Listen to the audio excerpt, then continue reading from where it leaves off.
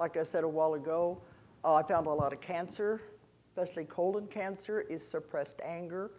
They can't talk about it, they just hold it in. It's anger at somebody or something, and you can't hold emotions inside of you. When you start holding emotions inside of you, it begins to eat away, and you become sick.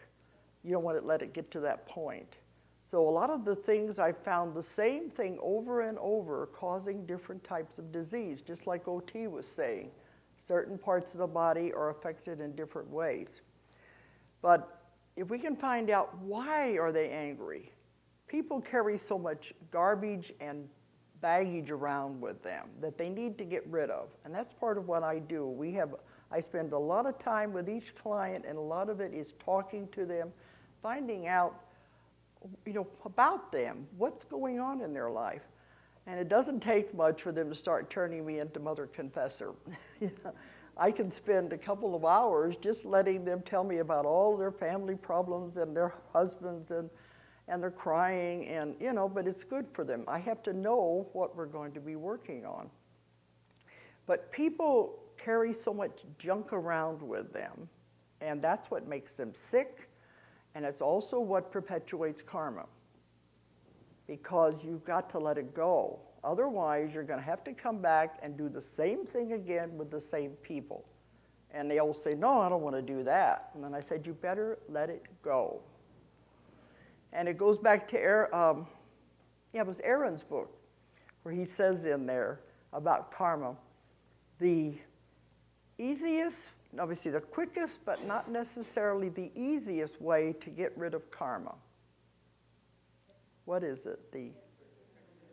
And some people say, oh, to pay it back, do it back to them. That just keeps the wheel of karma going. The easiest, but not the quickest, but not the easiest, is to forgive.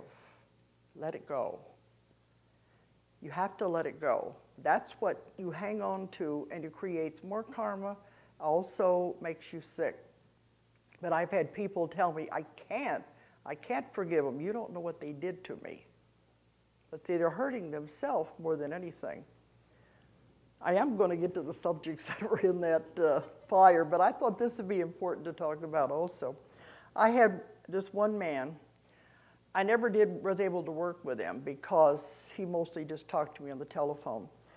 His wife was on the phone. He had cancer in just about every part of his body. Every time they would operate and get rid of cancer in one part of his body, it would move to another part of the body. And he just kept going on and on and on. And his wife was saying, can you help him? Can you do something? And I said, well, is he angry about anything? Is he having any problems in his life? And he said, oh, yes, it's my ex-wife. I hate her. She has the children. I can't see them. And he had all this rage against his ex-wife. You see what it was doing to him? And I said, well, you're going to have to forgive her and let it go. We all come into life with a contract to try to do the best we can with other people we owe karma to. I said, tear up the contract, let it go. It's not doing any good. Cut them loose and tell them to go with love. Forgive them and let them go on. He said, I can't do that. If I do that, she has won. I said, she'll win if she kills you. But you see how it's something like that is so simple, but we don't realize it. But it is hard because we do bear grudges. We have revenge. We can't have to get back at them. All it does is make our life more miserable because we don't know what it's doing to us. So that's part of what I have to do, let them talk and let them find out what it is that they're looking for. And part of the therapy is to get them to release these things so that they can recover. But a lot of times you have to go, that's this life, but sometimes it's carried over from other lives. Maybe they've had a pattern where they've been with this same person through many, many lives, and they still haven't worked it out. Well, if it's been that long, I don't think they're going to work it out. It's better just to let it go. But sometimes we can take them back to another life to find out where this came from. That's the karma part. And we also take them back to find out physical ailments. And I could go on. I've talked at so many different lectures where I've spent the whole day talking about illnesses and where they come from in other past lives and the direct connections. And I talk about this in my classes too, so I don't want to go into too much of that. But we have found so many illnesses that go back to past lives. When you find what causes it, it goes away. Because if the subconscious is trying to give you a message, once the message has been delivered, there's no sense in keep trying to give you the message. Once you understand what's causing the problem, it disappears. And I have seen miraculous healings. And to me, that makes me feel so good. And I've gotten emails where they tell them, they go back to the doctors, and the doctors say, I have no explanation for this. Everything is gone. And they take them off the medication because they don't need it anymore. To me, that's so satisfying. I've had people right there in my office be healed instantaneously before they leave the office. And it shows how powerful your mind is once you understand, and it all falls into place. But when I'm doing the sessions, a strange phenomena began to happen. When I do it, the past life is one thing. A lot of hypnotists, that's where they stop. They do the past life, and that's it. Afterwards, a person will say, well, it was interesting. I was in ancient Egypt. I was in ancient Rome. What does that have to do with me now? You have to tie it together. You have to find out, why did you see that past life? What is it having to do with you now? And that's where you get the therapy and the healings. Well, after I do that, that's when I use the technique to contact the subconscious mind, because the subconscious has all of the answers. And the person usually comes in with a whole list. I tell them, bring a list of questions, everything you want to find out. And when we get into the subconscious mind, we can ask all of these questions, and we can find the answers if it's appropriate. Sometimes it's not time for you to know the answers. In that case, I can't get the answers. But if it's time, they will tell you the answers to everything you want to know. So this is a very powerful form of therapy. But strange things began happening while I began doing this type of therapy, speaking to the subconscious. That's where the books are coming from, the Convoluted Universe. Because I call them they. To me, now it's like calling up an old friend on the phone. Now, I don't know how anyone could say this is fraud or hoax or made up, because through everybody I work with, the same thing happens. When I ask for the subconscious, it's always the same voice, the same way of wording it, and they always say the same things. They always talk about the person in the third person. And they can be pretty cruel sometimes. We'll say, well, finally I'm getting a chance to talk. You know, it's about time. They haven't been listening to me. And it'd be like, well, I have had two lately where, and Julie's nodding her head back there. One man, he was so bad off anyway. Usually the subconscious will do everything it can to help the person. It will heal them. It will give them advice, because it always says the same thing: we love you and we will take care of you. Now, how can it be the same thing all the time if I haven't touched into something that is real? This one man, there's two really. The man told me he had stopped drinking. His smoking was so bad that his lungs were just shot, and he had gone for another healer who had helped his lungs. Well, he was telling me, I just want to have the session because, but he went back to smoking. I didn't know that. You know, a lot of them say, well, I'm cured now, I can go back to the old habits. And he told me he wasn't drinking anymore. Well, the subconscious, I always says, is a blabbermouth. If you're going to lie to me or not tell me the truth, it will tell me the truth. And this one man, it was saying, He's lying to you. He hasn't quit drinking. He's still drinking, and he's still smoking. And we helped him once with the lungs, and it says, we're tired of it. We're not going to help him anymore if he won't make the effort. And I don't want to ever cross them. Their power is too great. I'd rather cooperate with them. I don't want to do something that's going to make them say, well, the heck with you. But imagine if they've tried all the person's life and they're not paying attention to them. They tried everything. And this is what they said to him. Well, we've given you so many chances. Now that's it. Whatever happens now is in your own hands, but we're not going to help you anymore. Well, I told him that when he woke up. I said, you didn't tell me the truth, He said, well, how are you going to know the difference? But, but it's up to him now. Is he going to stop smoking? Is he going to stop drinking? Because they have tried and tried and tried, and they'll say, it's a wasted life. Why should we bother? It's better for you just to get out of here. Well, this other one I did a few months ago, I'd even forgot about him because I do so many until my daughter, you said he got an email or a phone call? Phone call. This guy, now these are rare. These are rare because the majority of people get a lot of help and they're very loving. So when this happens, it's always like, why is the subconscious suddenly acting cruel? Well, this man, it kept saying, you have wasted your life. You have not done anything you were supposed to do. You're ruining everybody else's life. It was just a big mess. And he said, you're out of here. We're not going to help you anymore. And I sure wouldn't want it to say that to me. But it says he wasn't advancing. He was wasting his life. So they said, that's it. We're out of here. And I didn't think anything more about it till she got this phone call. And what did he say? He said that his friend, that what? His cousin called about something else. And he said when the man got home and started listening to the tape, he's suddenly changing. He said he's acting different toward people. He's trying to live his life in a different way. Maybe it shook him up. Maybe it scared him to where he's thinking, if they're going to give up on me, I better make some changes. But those are rare for it to do that.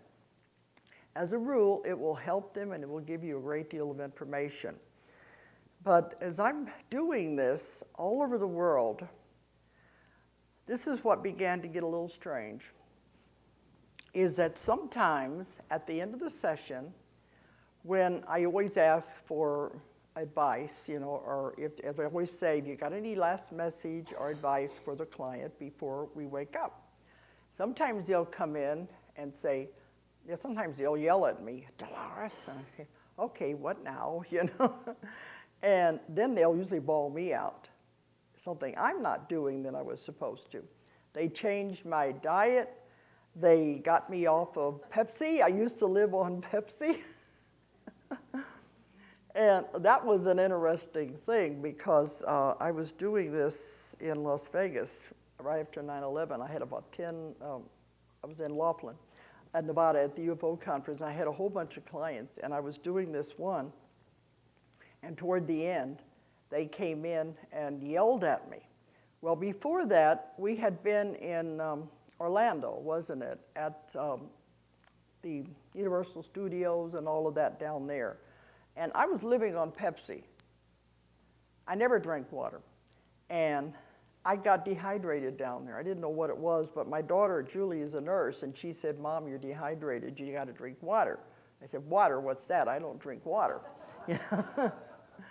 And so she kept bawling me out about it. Anyway, I went directly the next few days to the conference in Laughlin. And I was doing this session with this woman.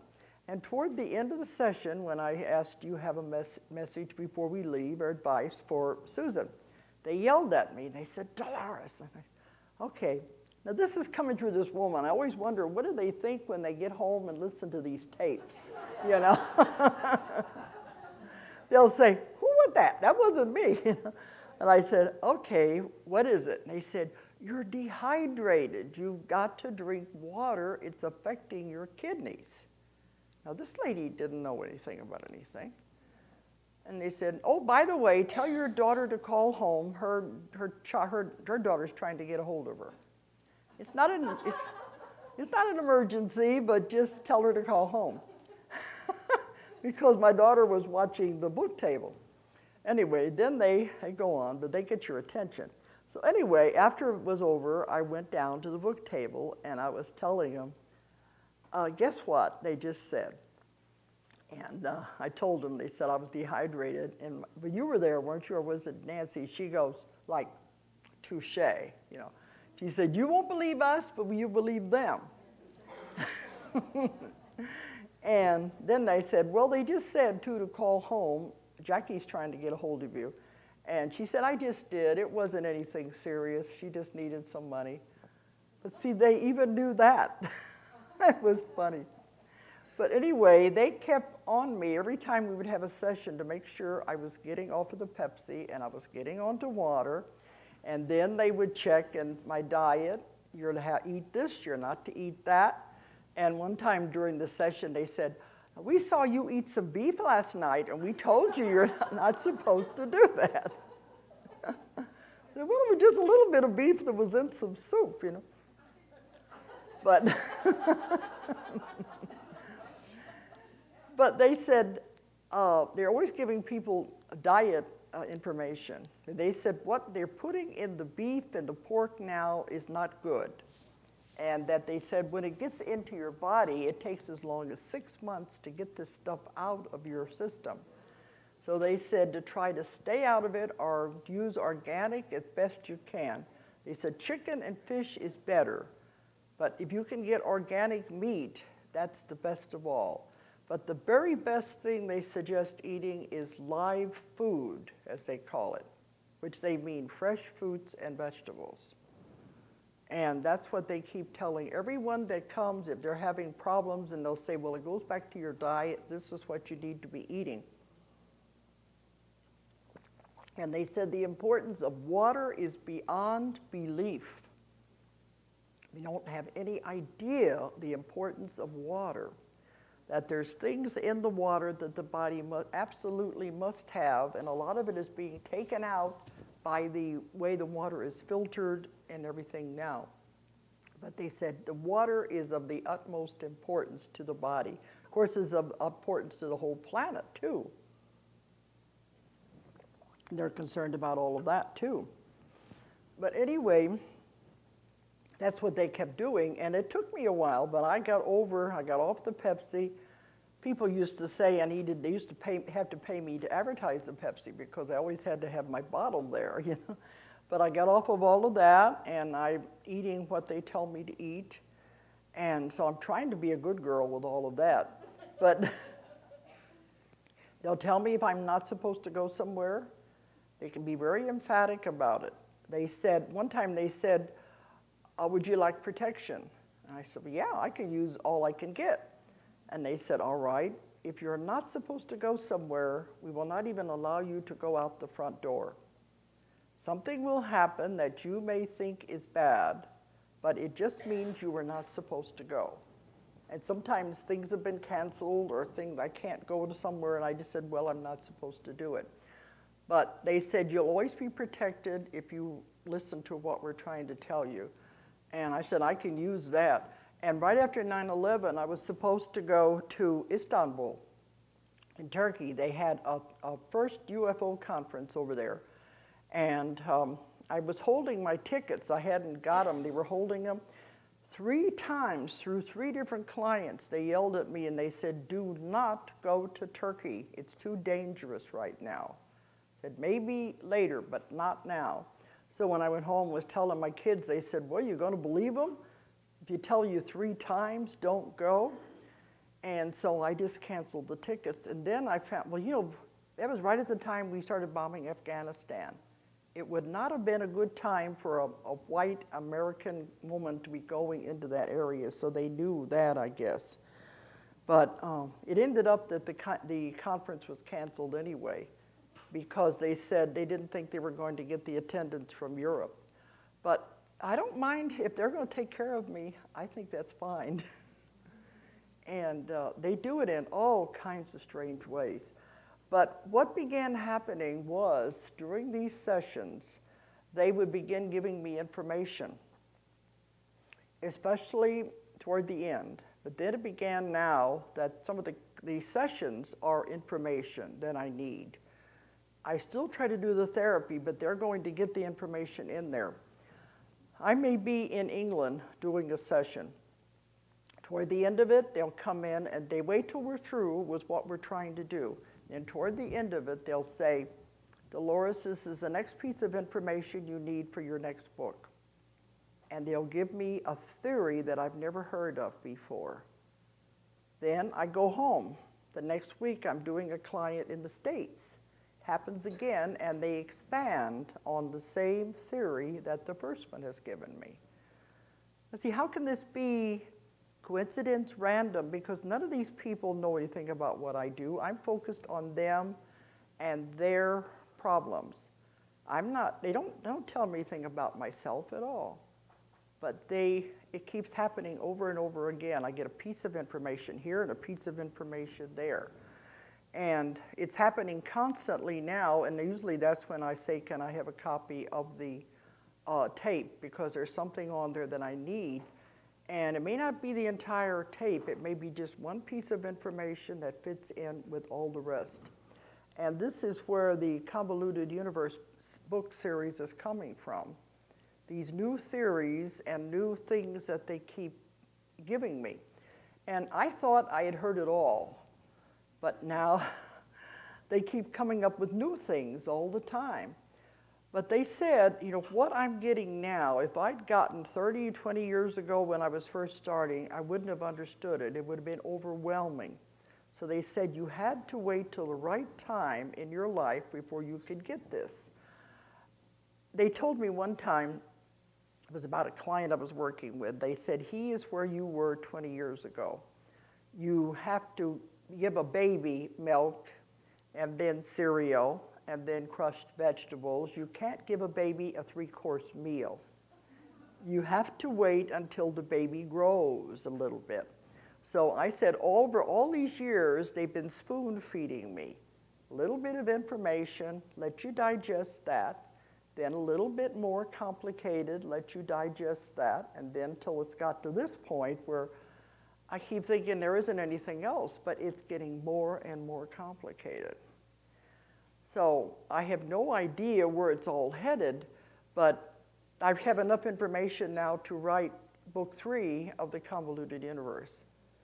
And the majority of it has come from the clients coming to my office in Huntsville. It pours out of people. So it's just very strange information. Some of it is very hard to understand. When I wrote book 1, I told everybody that was a book for people who wanted their minds bent like pretzels, because I didn't understand it, and I said, if they want to tackle it, and they're telling me they love it, even though they don't understand it, it makes them think. And I thought they'd start at the easier books and then get down to that. But now they said they read book 2 and they said, when's the next one coming out? We want to keep thinking. We want to know this information.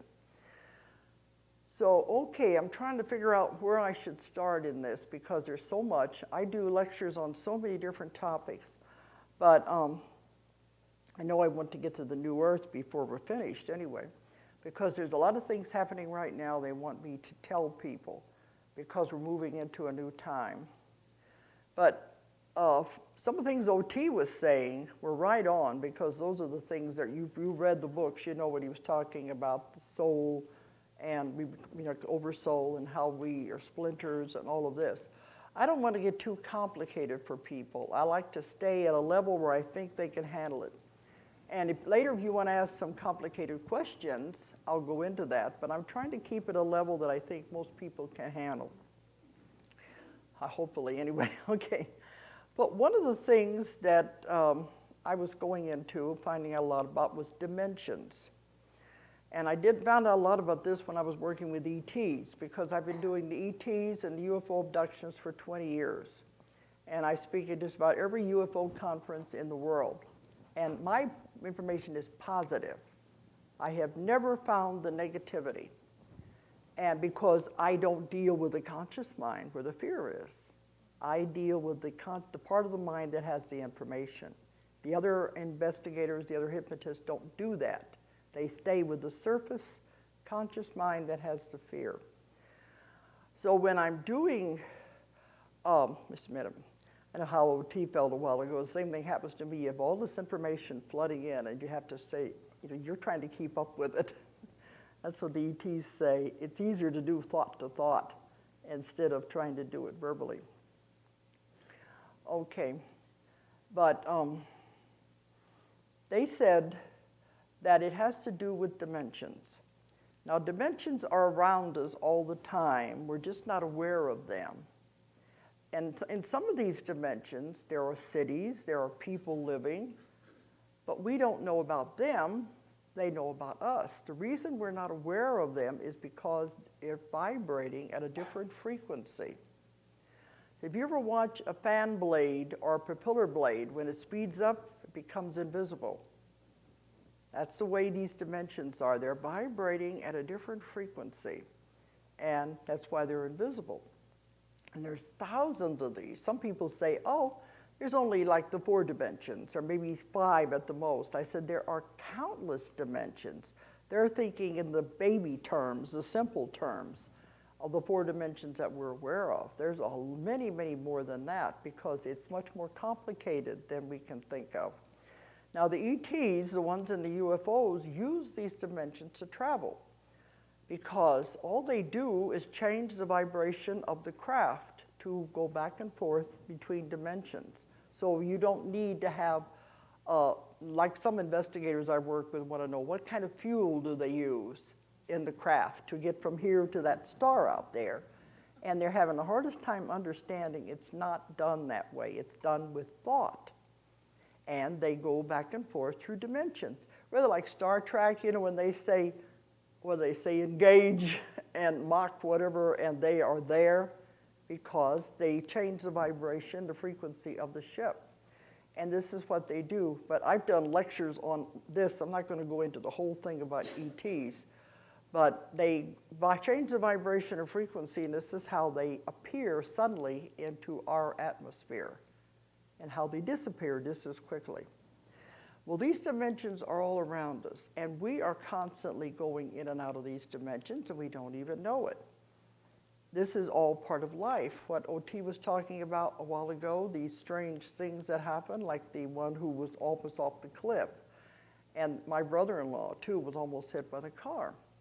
I've had a lot of people emailing me with strange stories and wanting me to explain what's going on.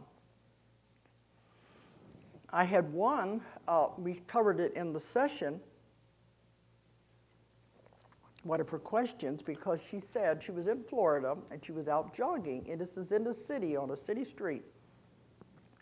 And as she was jogging down the street, she saw what looked like an airplane coming in to land, coming in among these palm trees. She could see the tail of the plane. It was a big plane. And she said, oh my gosh, there's a plane crashing. And so she ran all the way back to the house, turned on the TV so she could hear about the plane crashing. There wasn't anything. So she said, what happened? So that's one of the things she wanted to ask about during the session. They said what she was doing, she slipped into another dimension. And in that dimension, there was an airport existed there. But it didn't exist in her reality. Now, some of these dimensions, there could be different things like that, and we're not aware of it, unless something happens like that to get your attention. They talk about people walking down a street, and maybe they notice a beautiful tree that's there on the other side of the street. The next time they go down the street, there isn't any tree. You may have had some of these things happen to you. I had a girl that was in college, and she said she came out of her dorm, and they were doing construction on the street out in front of her dorm. And it was all tore up, and they had these orange cones and everything around. The next day, she comes out of the dorm. There's nothing, no sign of any construction at all. So sometimes these things happen, and you're not even aware of it. I had another person who was in a came out of an apartment building. When he came down in the elevator, came out on the street, everything was the way it was 50 years ago. The cars, the buildings, the way the people were dressed. Nobody seemed to be aware of him, but it was like, oh my gosh, he was so frightened. They walked around for a while, and he finally went back into the building, and he got back in the elevator, went back up in the elevator. He was back in now. I wouldn't want to be stuck there, but who knows? This has to do with different dimensions, portals, or whatever it was. There's so many of these now that they're sending to me. But the one I think that really gave verification, it finally had proof. See, I've done the Art Bell show where you're on all night long, and that's the hard show to do because you have to talk all night. You've all listened to the Art Bell, I guess, haven't you? Around here, it's a little hard to get it, but it has something like 30 million listeners. And when I do that show, the first time that phone didn't quit ringing for 2 weeks. It rang all day and all night. And then it went into emails the next time I did it, and we had 400 emails a day. Has a tremendous readership, but it's on all night. So you have to stay up all night to talk and answer the phone calls that come in and all of that. So this one night I did it. Well, I began to get the emails. And this one lady emailed me, and she said, I hope you can explain what has happened. She said, because it's on all night, a lot of people don't stay up and listen to it. They have these tape recorders that will record hours and hours on one tape. I don't know what they call them, but they can turn on the radio and it'll record the entire show. They said, we was 3 friends. They all turned on the tape recorder, went to bed, and they recorded the show. The next morning, the one woman gets up, turns on the tape recorder, listens to the show. She finds out it wasn't the Art Bell show. It was a sporting event. She said, what's this? Well, we told everybody, turn off the phones. Because they said they create havoc with the sound system. Yeah, zap it. Okay, all right. I forgot to mention that again. Okay.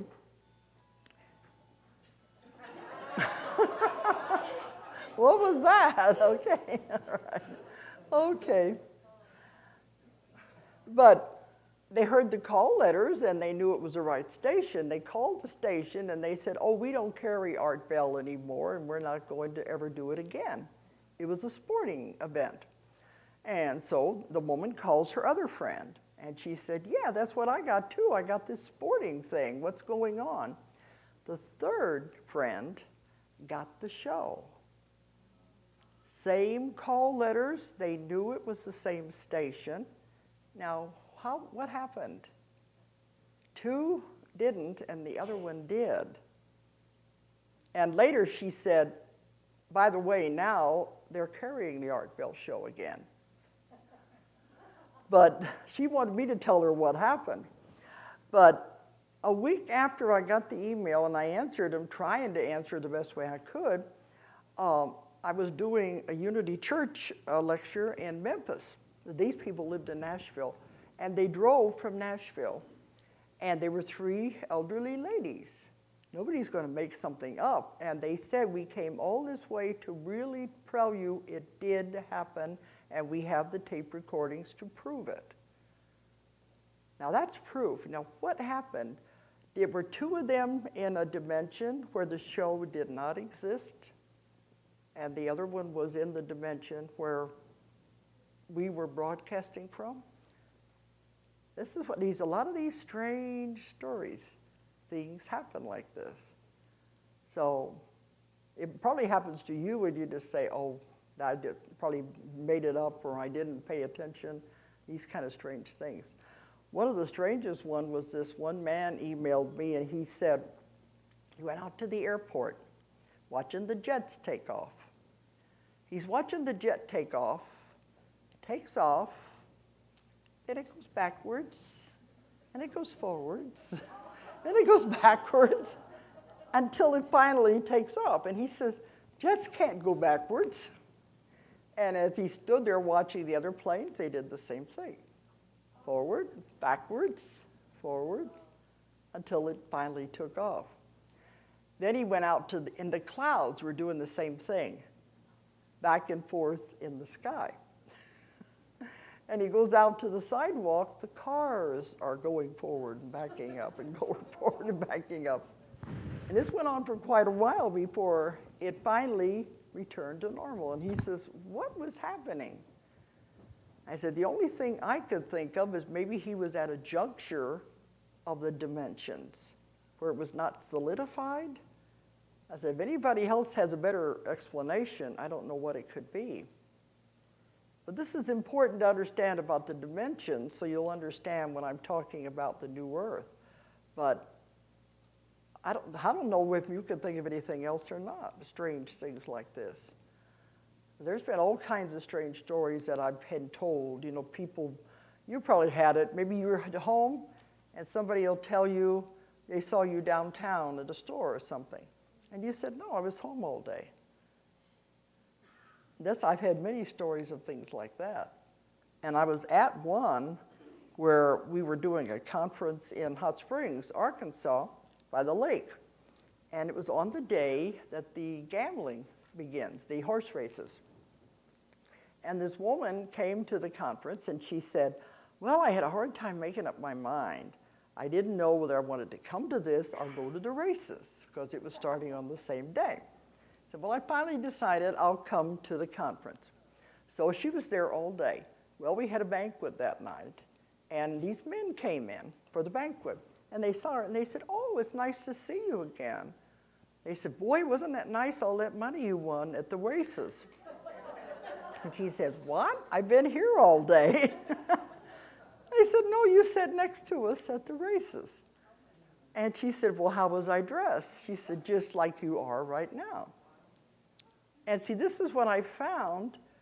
When you make a decision, you put energy. Everything's energy.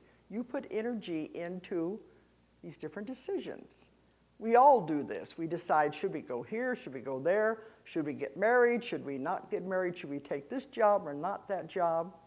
You put energy into either decision. We decide, we'll do this. What happens to the energy of the decision you don't follow through? It creates its own reality. This is the things that are hard to understand. In that other reality, another you is living out the other decision. You got married over here, you got divorced over there, and maybe you had a different job, but you don't know about it because you're focused on this life. Imagine how confusing that would be if you did know all of these other things. But when I told the story about the woman with the racetrack, they always want to know what happened to the money. Because I said, I guess the woman in the other reality is the one who got the money. But we would never have known that if they hadn't have come in and told us about it. So there's a lot of strange things out there. And the people that tell me these things, they say, I can't tell anybody this. They're going to think I'm crazy. And they're sitting there telling me these things. And they said, you mean you're not freaking out? I said, no, I've heard it before. You're perfectly normal, believe me. So this is what I keep finding more and more about, these, what I call the alternate realities.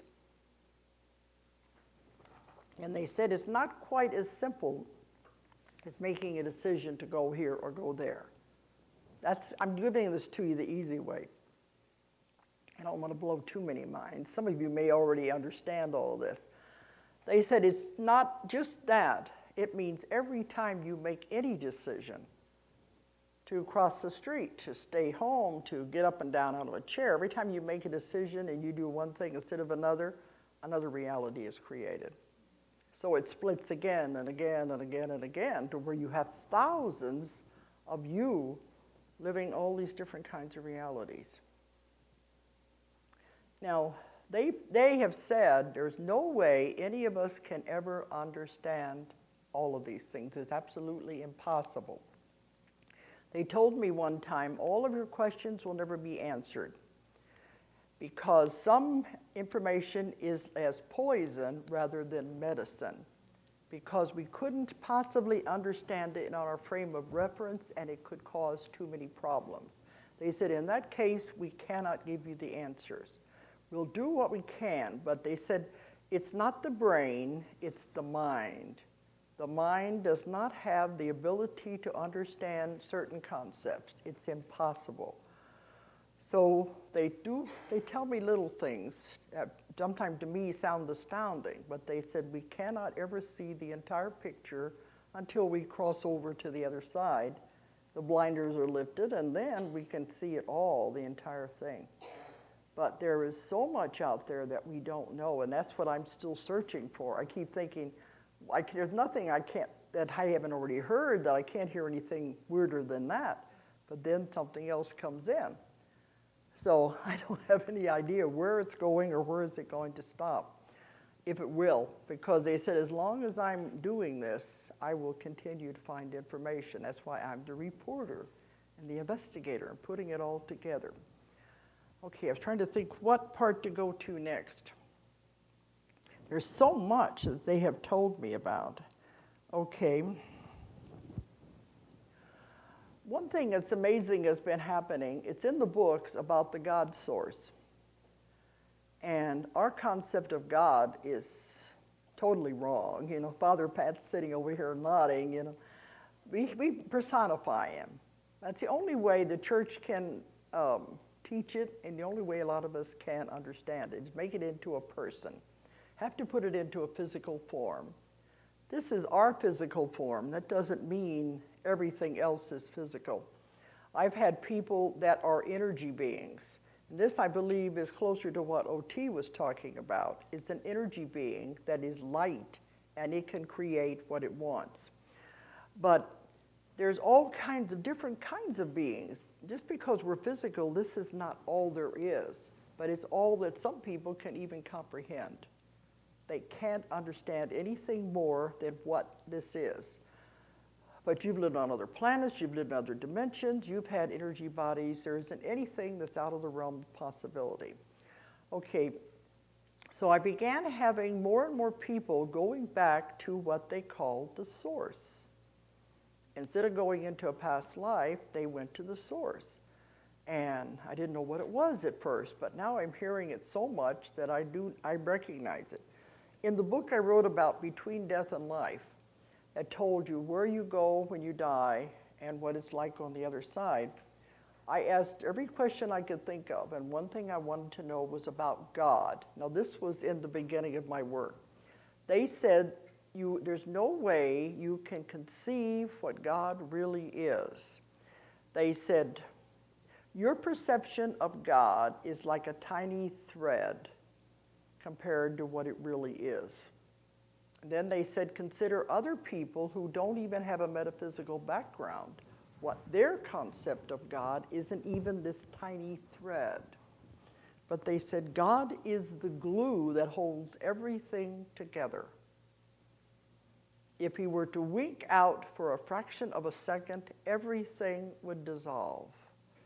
It is that great of a power, and it's an energy power. And when I've had people go back to the source, first one woman said, I'm in the sun. And I said, what do you mean? She said, this is what it looks like. It's a bright, bright light, and I'm in the sun. Well, what's it like to be in the sun? I thought you meant the sun in the sky. She said, well, it's not hot. I think it's very beautiful. I don't want to leave. It's such total love. I want to stay here forever. And then it got down to, as I asked more and more questions, a lot of times they refer to it as the great central sun, which is the same thing as the source or God. It's where everything came from. And in the beginning, we were all part of God, all part of the source. And then when he exploded out, because he wanted to learn, he had a curiosity, he wanted to learn, he exploded out. This was the Big Bang theory. Then all these sparks flew out. And all of these sparks became planets, galaxies and individual souls. So that's when we all went out.